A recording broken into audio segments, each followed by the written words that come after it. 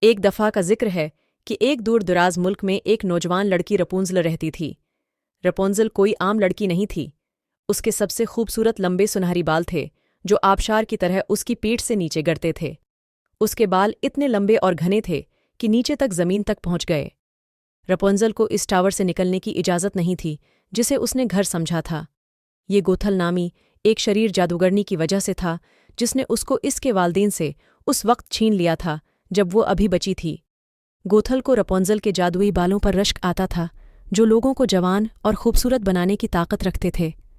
رپونزل کو اپنے پاس رکھنے کے لیے گوتھل نے ٹاور پر جادو کیا جس سے یہ باقی دنیا کے لیے پوشیدہ ہو گیا۔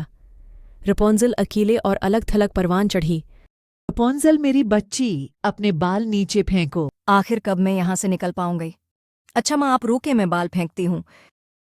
صرف اپنی کتابوں اور تخیل کے ساتھ اس نے ایک دن بیرونی دنیا کو تلاش کرنے اور نئے لوگوں سے ملنے کا خواب دیکھا۔ ایک دن میں بھی باہر کی دنیا دیکھوں گی۔ ایک دن ایڈورڈ نامی ایک بہادر نوجوان شہزادہ جنگل سے گزر رہا تھا اور چھپے ہوئے مینار سے ٹھوکر کھا گیا۔ سورج کی روشنی میں چمکتے ہوئے رپونزل کے سنہری بالوں کو دیکھ کر وہ فوراً مسحور ہو گیا۔ اس کی مدد کرنے کے لیے پرعزم وہ رسی کی سیڑھی کے طور پر رپونزل کے لمبے بالوں کا استعمال کرتے ہوئے ٹاور پر چڑھ گیا۔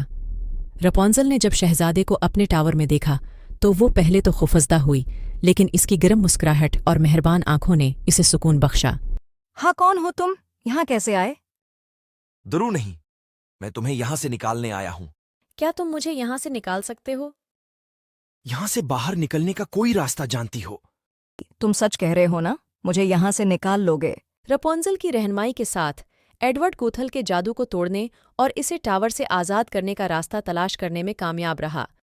وہ ایک ساتھ سلطنت میں واپس آئے جہاں رپونزل آخرکار اپنے طویل عرصے سے کھوئے ہوئے والدین کے ساتھ مل گئی۔ ملو ان سے یہ تمہارے ماما بابا ہیں۔ رپونزل کے جادوئی بال پوری مملکت میں امید اور خوبصورتی کی علامت بن گئے۔ لوگ دور دور سے اس کے معجزاتی بال دیکھنے آتے تھے، اپنی خوشی اور جوانی کی امید میں۔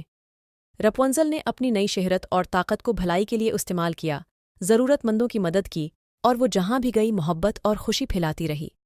آخر میں رپونزل نے محسوس کیا کہ یہ اس کے بال نہیں تھے جو اسے خاص بناتے تھے، یہ اس کا مہربان دل اور اٹل جذبہ تھا۔